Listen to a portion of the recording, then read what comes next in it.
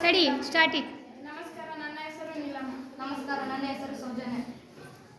ಗೋಳ ನಾವು 9ನೇ ತರಗತಿಯಲ್ಲಿ ಓದುತ್ತಿದ್ದೇವೆ. ನಮ್ಮ ಶಾಲೆಯ ಹೆಸರು ಸರ್ಕಾರಿ ಪ್ರೌಢಶಾಲೆ ತಿರಾಪುರ. ನಮ್ಮ ವಿಷಯ ಗೋಳದ ಘನಫಲ ಕಂಡುಹಿಡಿಯುವುದು. ಇದು ಒಂದು ಗೋಳ. ಈ ಮಾದರಿಯಂತೆ ಗೋಳದ ಪೂರ್ಣ ಮೇಲ್ಮೈ ವಿಸ್ತೀರ್ಣ 4πr² ಆಗಿರುತ್ತದೆ.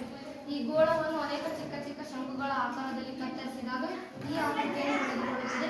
ಈ ಆಕೃತಿಯಲ್ಲಿ ಒಂದು ಶಂಕುವನ್ನು ತೆಗೆದುಕೊಂಡಾಗ ಈ ಶಂಕುವಿನ ಎತ್ತರವು r ಎಂದು ಇಟ್ಟುಕೊಳ್ಳೋಣ, ಏಕೆಂದರೆ ಇದು ಒಂದು ಗೋಳದ ತ್ರಿಜ್ಯದ ಎತ್ತರಕ್ಕೆ ಸಮನಾಗಿರುತ್ತದೆ.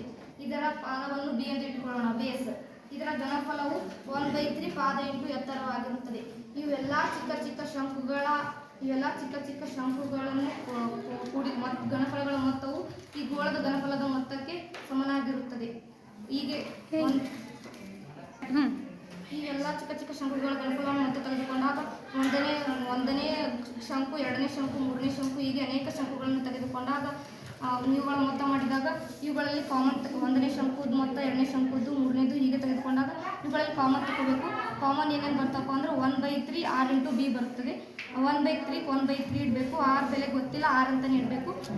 b ಯ ಬೆಲೆ 4, b ಅನ್ನು 4πr² ಎಂದು ಇಟ್ಟುಕೊಳ್ಳೋಣ, ಏಕೆಂದರೆ ಇದು ಎಲ್ಲ ಚಿಕ್ಕ ಚಿಕ್ಕ ವೃತ್ತಾಕಾರದ ಪಾದವುಳ್ಳ ಶಂಕುಗಳನ್ನು ಸಮನಾಗಿ ಜೋಡಿಸಿ ಇಟ್ಟಾಗ ಇದು ಒಂದು ಗೋಳದ ಪೂರ್ಣ ಮೇಲ್ಮೈ ವಿಸ್ತೀರ್ಣವಾಗುತ್ತದೆ. ಆದ್ದರಿಂದ 4πr² ಎಂದು ಇಟ್ಟುಕೊಳ್ಳೋಣ. ಇವುಗಳನ್ನು ಗುಣಿಸಿದಾಗ 4/3 πr³ ಬರುತ್ತದೆ. ಗೋಳದ ಘನಫಲ = 4/3 πr³ ಘನಮಾನಗಳಾಗುತ್ತದೆ. ಘನಫಲವು ಯಾವಾಗಲೂ ಘನಮಾನಗಳಲ್ಲೇ ಬರುತ್ತದೆ. ಇದಿಷ್ಟು ನಮ್ಮ ವಿಷಯವಾಗಿತ್ತು. ಧನ್ಯವಾದಗಳು.